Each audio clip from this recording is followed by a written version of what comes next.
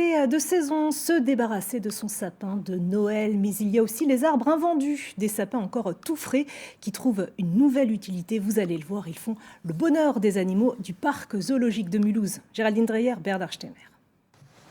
Les décorations de janvier aux eaux de Mulhouse ont de quoi surprendre, avec des sapins suspendus tête en bas et des animaux très intéressés par cette attraction. Les bœufs musqués en font leurs 4 heures de ces sapins encore frais, invendus ou déclassés, offerts par des entreprises. Ils vont apprécier l'odeur, ils vont apprécier les écorces, ils vont bien sûr manger dans leur habitat naturel qui est vraiment au nord. À partie Canada, Groenland, ils vont retrouver aussi des sapins, forcément.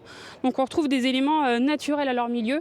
Ils vont pouvoir profiter comme s'ils étaient chez eux. En tout cas, on fait tout au niveau du bien-être pour qu'ils soient le mieux possible. Le sapin est un bon élément d'enrichissement pour les soigneurs du parc zoologique. Tous les animaux ne les mangent pas bien sûr, mais arrosé d'un peu de jus de viande et de parfum, l'arbre se transforme en intrigue pour la panthère de l'amour. Une astuce pour que toutes les journées ne se ressemblent pas. Tu veux lequel, Cyril, du coup?